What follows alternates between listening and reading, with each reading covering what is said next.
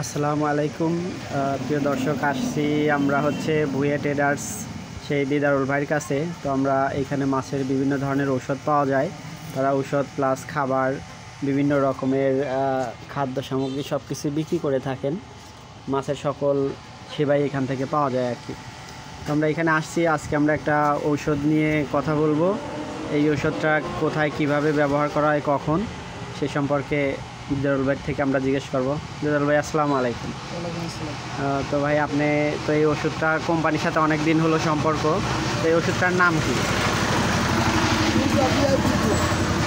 আবার ইউকা ভিআইপি 1, এটা হচ্ছে ইউকা ভিআইপি 1।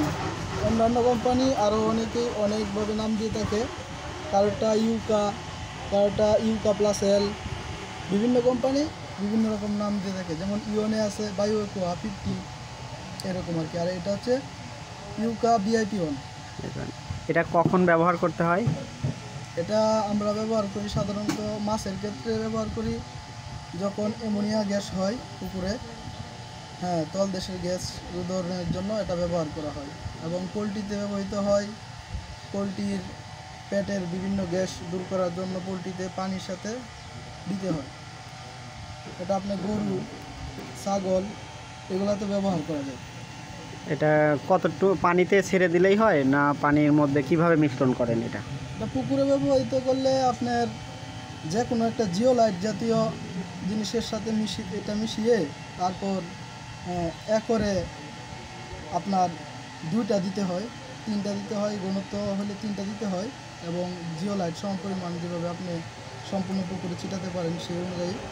আর পোলট্রি বা ব্রয়লারে লেয়ারে দিলে আপনার প্রতি 1 লিটার পানিতে 1 গ্রাম, এবং ছাগল ভেড়ার ক্ষেত্রে সেম একই 1 গ্রাম, 1 লিটার 1 গ্রাম।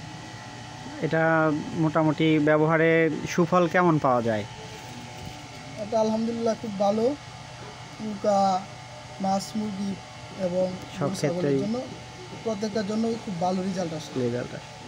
তো ভাইয়া, আপনি অনেক সফল একজন ব্যবসায়ী, আপনার নিজেরও খামার আছে, তো আপনি তো অবশ্যই এটা ব্যবহার করছেন, এটা সম্পর্কে আপনি ভালো জানেন। আশা করি দর্শক এটার ফিডব্যাকটা নিবে, আপনাকেও দিবে। সবাইকে দোয়া করি আপনার ব্যবসাটা আরও ভালো চলুক, সবার জন্য দোয়া করবেন।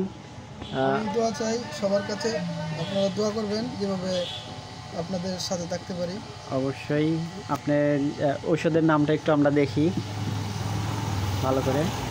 তো দর্শক, নামটা অবশ্যই বুঝতে পারছেন, এটা হচ্ছে ঔষধের নাম। সবাইকে ধন্যবাদ। আসসালামু আলাইকুম।